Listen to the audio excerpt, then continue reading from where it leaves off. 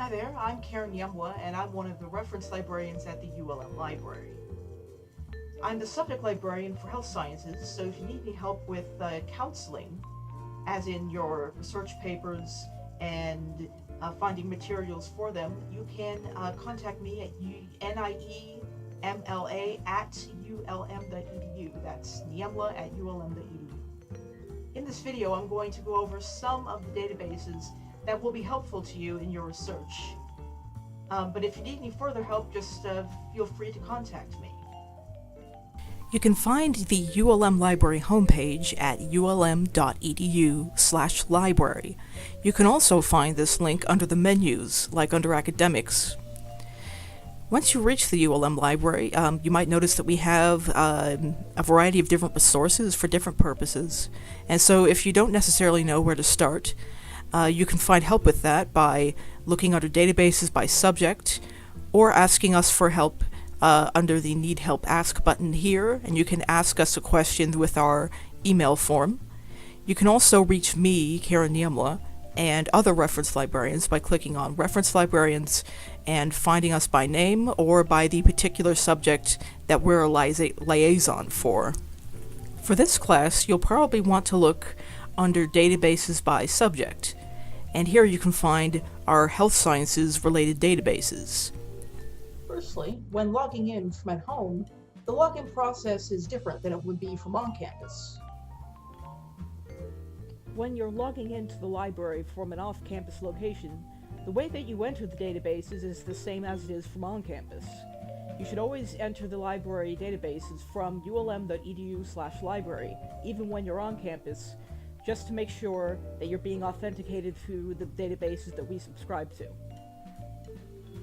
So if you go to databases by name and maybe, for instance, select something like Art Store. If you click on it, you'll be asked to log in, and this login page typically does not appear from on campus. So you put in your campus-wide ID and your birth month and year represented in 4 digits. So if you were born in, say, January of 1922, your number would be 0122. So once you have that entered, click Authenticate.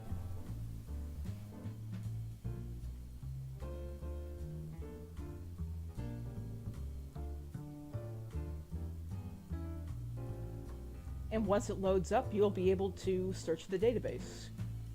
This is the way it typically is for almost all of our databases from off-campus. Which resource you use depends on what it is you're looking for. If you know the name of the book or the journal that you're trying to find, the best place to look is in the library catalog here in the gray box, because this is a catalog of everything that we have by the main title. So we'll have our journal titles in there, but there wouldn't be an article title in there. You want to look for the journal in which the article has been printed, or for the book title. And I can ask it if I want a periodical, or if I'm searching by an author, or a particular subject, or a title of a book. In this case, I'm going to look for periodical title, and look for Journal of Counseling. And we'll see what comes up. So we have the Journal of Humanistic Counseling, Journal for Social Action in Counseling, Psychology Journal, and some other things that came up with that search. So it's the Journal of College Counseling. So let's say hypothetically that I wanted to read that. I can click on it, and it'll tell me which databases have that and what years are available. So it looks like we have 1998 up until the most recent year.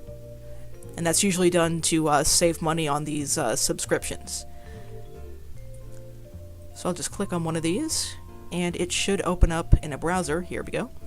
And it shows me the years that we have, and I can open up one of these issues. So if you had a citation where you were looking for Volume 10, Issue 1, then this is here how you would find it.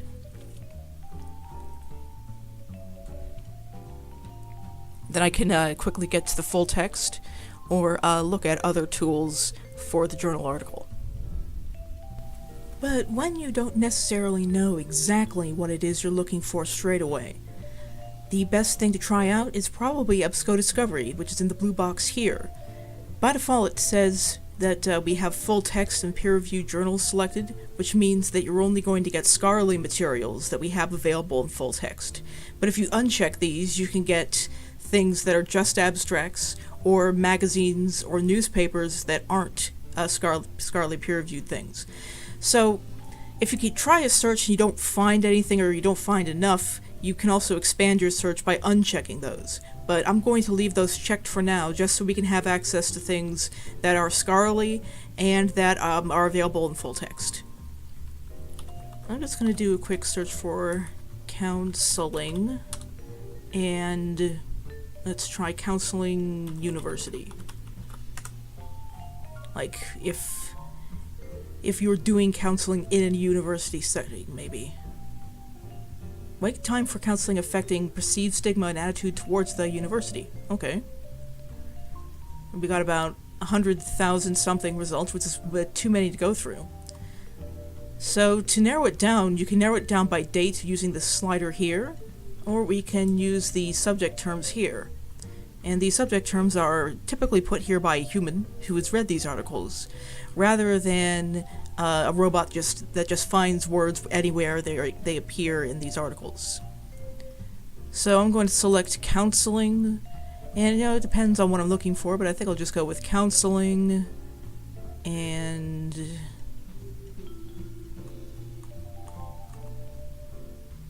young adulthood. Yeah, I think let's try that. Now we have much less results than we did before, but they're all results that have to do with counseling, university, and also young people. It's the attitude toward preventive counseling and healthy practices among medical students at a Columbia University. So if I click on that, it'll give me the abstract telling me what it's about, and the PDF full text is right here. There it is. And so I can save this to my hard drive using the download option, and that's going to look different in some other browsers. I'm using Chrome right now, but most PDF readers in your browser should have some kind of function for downloading the article. Then I can keep it for later, but you don't necessarily have to. And back to the article details, if you look here on the left-hand side of the page, you can find some tools, like a permalink, which will allow you to hang on to this article for later. Like if I want to copy and paste this somewhere or make a bookmark out of it, I can copy that. Because the URL that's up here in the top bar, which is what you would normally copy to hold on to a URL for later, that doesn't work for this because it's sort of generated on the fly. It doesn't really take you to a permanent page. So this permalink is what you need to get back to this record. Also on the side here we have the email function, which allows you to send an email to yourself with the PDF actually attached to the article. And that's a pretty good way of being able to get access to this for later, or if you just want to send it to yourself for later consideration, you can do that, or send it to someone else if you want. This yellow document here that says Cite on it is great for getting pre-made citations in various in various citation styles, like for instance APA, and these aren't all necessarily 100% correct all the time, but they're correct enough that that's something that you can start with to put into your works cited page. We also have the export function here, and it's also over here. And what the export does is that it allows you to send a citation to a citation manager if you choose to use one. And you don't necessarily have to do that, but if you'd like to, these exports can be opened in a citation manager of your choice, like EndNote or Zotero or something like that. And then you can make your citations that way.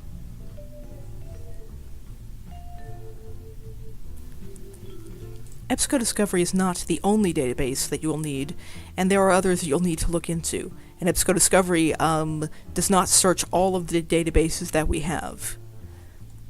So if we look under databases by subject, and open up Health Sciences, we can see a collection of databases that would be useful for counseling. I won't be going over all of these databases, but I'll be covering the ones that'll be most relevant to you. If we look under AccessPharmacy, this is a database that is actually for the pharmacy program, but it has information about prescription drugs and illicit drugs that might be useful if you need to know quickly something about a particular drug in relation to someone's therapy and how someone's prescriptions might help or hinder what it is that they're doing. Credo Literati is a database of reference materials that contains encyclopedias and dictionaries and things of that nature. And it's a good way to find quick information or definitions of things without looking in Wikipedia, because obviously professors don't particularly like it when you use that as a resource. So I guess maybe we can do a quick search for counseling, and let's go with anxiety, I guess.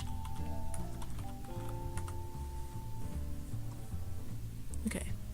Genetic counseling services, death anxiety, mathematics anxiety, counseling interview. Actually, I'm interested in mathematics anxiety. And this is in the Encyclopedia of Special Education. Alright, mathematics anxiety, a topic that has been explored in research since the 1950s, has been defined as a state of anxiety that occurs in response to situations involving mathematical tasks. This is a pretty sizable article on it too, and we have some references for further information. That's good. So let's say that you wanted to cite this article. There's some pre-made citations at the bottom of the page that you can copy and paste into your Works Cited page. The Directory of Open Access Journals, or DOAJ, has a heart next to it because it's one of our free resources that you don't need to be on campus to use. Or you don't need to use an off-campus login either, because these are journals that are still scholarly peer-reviewed journals, but they are available for free. And they are available in many different languages, because these journals come from all over the world. So if you don't speak English as your first language, you maybe can find one that is in your first language. EBSCO Discovery, that we discussed earlier, is made up of many different parts and smaller databases. One of these parts, EBSCO eBooks, is particularly of note because this searches only the eBooks, and it searches inside of the eBooks rather than just information about the books like their titles. So you can find parts of books that are useful to you without necessarily needing to read that whole book, or a part in a book that is useful to you in a book that otherwise you wouldn't have thought of reading. So we can maybe look for counseling, and, well, we'll go with counseling children. And so we have many books that mention that. The elements of counseling children, counseling in the family law system, counseling survivors of childhood sexual abuse, using superheroes in counseling and play therapy, the professional counselor's desk reference. Actually, I'm going to look in this. Yeah, and so there's the description of the book, and they give you some examples of places where we got hits, and there's going to be a lot of those because it's practically in the title. I mean, there's a lot to look through. And so if we go to PDF full text, we can search inside of the book as well as read it. So you can just flip through it like you would a regular book. I can also search inside of it for particular words if I need to get to a part of the book I wanted to see quickly. So I could try youth. And so it takes me right to the pages that mention the word youth. And so that's a very quick way to get around in these books. And back on the main information page, we have some of the same tools that we saw before, although you can't email the whole book. It doesn't work that way. There's a EPUB download version and download this ebook offline option, but PDF full text is usually what you want because download this ebook offline isn't really a download. It doesn't exactly work that way. So the PDF full text is usually the best way to view the book. Some of you may have already heard of Google Scholar. Google Scholar is a way to find articles online using Google, except that the problem is that you may not necessarily know what it is you have full text access to or not, because you might find an article, but it might not be free to look at, and you'll run into a paywall asking for like $50 or something like that. But there is a way to tell Google to let you know if something's available at our library. And so to do that, you just go to the regular Google Scholar, which is scholar.google.com, and go up to Settings here, and go to Library Links, and here it's already selected because I've done this before, but you can do a quick search for Monroe, and that'll appear among the results. So I'm going to say Univ of Louisiana Monroe, save, and now I can do a search for something like therapy injury. And here, I find journal articles, but not only that, if they're available in full text somewhere, Google Scholar will let you know. So here's one that's available in full text, and there's also one here from Univ Louisiana at Monroe. If you really do prefer using Google to do your research, you can do that if you want to, but the problem is that you keep on running into things that you don't actually have subscription access to. But we can help you with that, in that there's a way to get Google Scholar to link up with our library. So if you go to Google Scholar like you normally would at scholar.google.com, you can go up to Settings here and go to Library Links, and I've already put it on here, but if you didn't see this, you could look for Monroe, look for it, and then find it in this list of libraries. And so I can save that, and I can look for something like counseling teens. We'll try that. And here I have some journal articles, and I see this link here that says Univ Louisiana at Monroe. And see, these are articles that are actually available in full text in our library.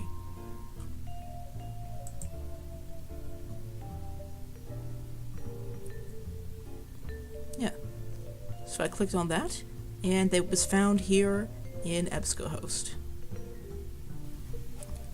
LearningExpress Library is different from the other databases in that it's not necessarily for research, but it can be very useful for career planning or for studying for tests. It's one of the only databases we have that requires you to create an original login, and so if you need to do that, you can click register here to make your login. And I already have one, so I'm going to use mine. For instance, if you were looking to study for the MCAT in the future, I'll just do a quick search for that, you can get a bunch of tests and ebook tools and other things that can help you pass your test and study for it. Nursing and Allied Health Source, or Dissertations and Theses, both lead to the same database called Proquest. And there's many different kinds of health sciences journals in here, including some other journals that aren't necessarily anything to do with health sciences. It's another way to find journals that are actually not necessarily going to be in EBSCO. So if I go in here and do a full-text peer-reviewed search, I can look for counseling, abuse and counseling, we'll say, if they want to suggest that to me. And so we have journal titles like Psychiatric Services, the Journal of School Health, Journal of Behavioral Health Services and Research. So let's say I wanted to look in Counseling Psychology Quarterly. I can click on that, and it gives me the title, The Impact of Christian Counseling on Survivors of Sexual Abuse. PDF full text is up there, and HTML full text is right here on the page. So I can view it and download it similar to how it works in EBSCOhost. And there's the full article there. There's also some citation tools up here, just like in EBSCOhost, so you can find APA in Chicago and MLA. Proquest is also our top resource for dissertations and theses. And dissertations and theses are papers that have been written for master's and doctorate degrees at academic institutions. These are scholarly, but they're not scholarly peer-reviewed in the same way that journals are.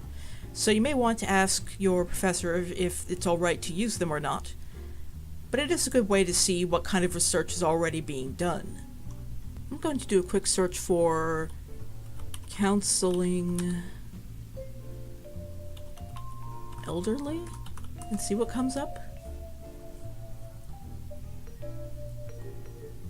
Yes, and here's one from the University of New Orleans, Southeastern New Orleans.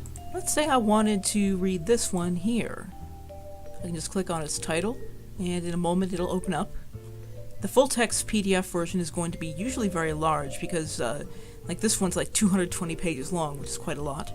And so you can download and keep that, or you can just go through and read it. And it also has the citation stuff over here too. We've gone over most of the databases you would need to do your research here at the ULM Library, but we're not quite done yet. If you look under Government Publications, you'll find information about our government collections, but also about USA.gov. And USA.gov is a website that you can go to anywhere at any time. It's free. You can find a link here. And this searches federal, state, and local governments. So I could try a search on something like Counseling Louisiana and see what comes up to that. Okay, LPC Board website. So this is the Licensed Professional Counselors Board of Examiners. That might be important to know about. And so, for new applications, board rules, applications. Provisional Licensed Professional Counselor application. And, okay, so this is the kind of thing that you would probably need to know about if you want to continue a career as a counselor in the state of Louisiana. Or you could look for another state and see what's required of you to work in another state. If there are special licenses you need to get, or a place where you need to go take a test, or something of that nature, this is the kind of place where you would go to find that information. If you need some help with citation styles, you can look under Guides and Tutorials, and here you can find some information about how to avoid plagiarism, and some style tutorials on APA and MLA. But the best place to look is actually the OWL at Purdue, which is linked down here. You can also find it by Googling the OWL at Purdue. And this is a free-to-use online style guide, and there are different kinds of styles that are covered here, but the main ones on the homepage are APA and MLA. So if you look under APA style, you can get some example pages and an example paper to show you what your paper is supposed to look like, as well as giving you examples on how to do your references in your reference list. Thanks for watching this video. If you have any more questions, you can contact me, Karen Niemla, at niemla@ulm.edu, and you can ask me any questions or set up a time to meet with me if you like. I'm also available on Skype if you schedule a time too, so either there or in my office. If you have any questions, just let me know, and good luck with your studies.